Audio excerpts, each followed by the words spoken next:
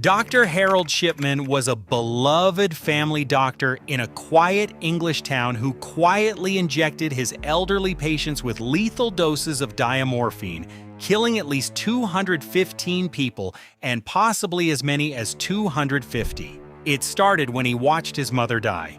He remains the most prolific serial killer in modern British history and the only doctor ever convicted of murdering his patients in the United Kingdom. How did one man kill for nearly 3 decades without anyone stopping him? To understand Harold Shipman, you have to start with his mother. Harold Frederick Shipman was born on January 14, 1946, on the Bestwood Estate, a council estate in Nottingham. His father drove lorries for a living. His mother, Vera Shipman, was a devout Methodist and the dominant force in young Harold's life by every account. She was his favorite parent, and he was her favorite child. Vera instilled in him an early sense of superiority that would poison most of his relationships for the rest of his life, leaving him isolated, arrogant, and nearly friendless. Then, when Shipman was 17, Vera was diagnosed with terminal lung cancer. What happened next cast a long shadow over everything that followed. In the final stages of her illness, the family doctor came to their home and administered morphine. Shipman watched. He watched as the needle went in, the drug took hold, and his mother's agony dissolved. He sat with her through those visits, transfixed by the power of that injection, by the way a single substance could erase suffering entirely. Vera died on June 21, 1963. Shipman would spend the next 35 years recreating that moment over and over again. Except his patients weren't dying of cancer. They were dying because of him. 2 years after his mother's death, Shipman entered Leeds University Medical School. In 1966, he married Primrose Oxtoby, who was 17 and pregnant at the time.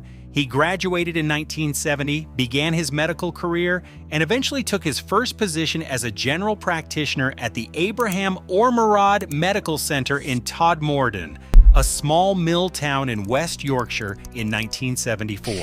The official inquiry later traced suspicious deaths back as far as 1971, meaning Shipman may have started killing almost immediately after qualifying as a doctor. But before his murders drew attention, something else did. In 1975, Shipman was caught forging prescriptions for pethidine, a powerful opioid, for his own use. He was an addict. He was fined £600, sent to a rehabilitation clinic in York, and then, remarkably, allowed to continue practicing medicine. He simply moved on. In 1977, he joined the Donnybrook Medical Center in Hyde, Greater Manchester, and by 1993, he had opened his own solo practice at 21 Market Street in Hyde. He became a respected, even cherished figure in the community. His patients trusted him completely, and he was killing them. The rate of killing wasn't constant. On average, there were roughly 10 murders a year, but it fluctuated wildly. Between 1990 and 1993, he killed only 3 people. Then the pace surged. In 1996, he killed at least 30. In 1997, at least 37, which works out to 1 killing every 10 days. Between 1992 and 1998 alone, he claimed at least 143 victims. His method was almost always the same. He visited patients, usually elderly women, often in their own homes, administered a lethal injection of diamorphine, which is pharmaceutical-grade heroin, and then either waited until they died or returned later to discover the body. He signed the death certificate himself, listing a natural cause of death. The local undertaker noticed something strange along the way. Shipman's patients consistently died sitting up or reclining on a settee, fully clothed. There was a pattern, but nobody with the power to act was connecting the dots. Others noticed too. A taxi driver named John Shaw realized that his regular customers who visited Dr. Shipman kept dying. After 21 of them had passed away, he went to the police. Nothing happened. Then in March 1998, something almost worked. Dr. Linda Reynolds, a general practitioner at a nearby surgery, raised concerns with the local coroner about the unusually high death rate among Shipman's patients. She had noticed the sheer volume of cremation forms for elderly women that Shipman needed countersigned. Greater Manchester Police launched an investigation but assigned inexperienced officers to the case. They found no sufficient evidence and closed it on April 17, 1998. 2 months later, Shipman killed Kathleen Grundy. And that's where he made the mistake that ended everything. Kathleen Grundy was 81 years old, a former mayoress of Hyde, active and healthy. She died on June 24, 1998. Shortly afterward, her daughter Angela Woodruff, a solicitor whose determination would prove to be Shipman's undoing, received a copy of her mother's will. Except it was not her mother's will. It was a crude forgery that cut out the entire family and left £386,000 to Harold Shipman. Woodruff contacted the police immediately. Grundy's body was exhumed. Toxicology revealed lethal levels of morphine. Police searched Shipman's home and recovered a Brother typewriter matching the one used to produce the forged will. They examined his computer and discovered that he had altered medical records after Grundy's death, inserting false entries claiming she was a drug addict. The timestamps on those files proved the entries were backdated. Shipman was arrested on September 7, 1998. His trial opened at Preston Crown Court on October 5, 1999, covering 15 murder charges and 1 count of forgery.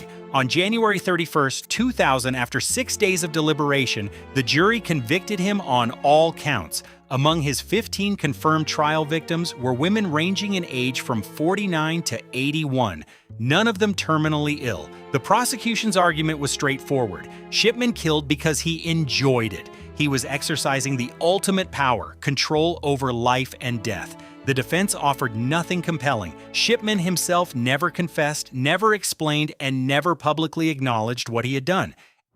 After his conviction, the British government launched the Shipman Inquiry, chaired by Dame Janet Smith.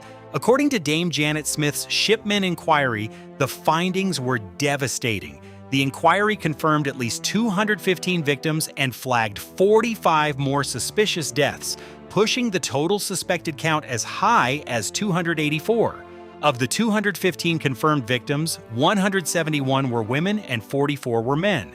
Dame Janet Smith concluded that the system had failed at every level and stated plainly that the General Medical Council was an organization designed to protect the interests of doctors, not patients. Shipman's case isn't unique in kind, only in scale. He was not even the first British doctor to face such suspicions. In the 1950s, general practitioner John Bodkin Adams was tried for the murder of elderly patients in Eastbourne and acquitted, a case some historians have since revisited in light of Shipman's crimes. Across the Atlantic, American physician Dr. Michael Swango is estimated to have killed between 35 and 60 people through poisoning, targeting both patients and colleagues.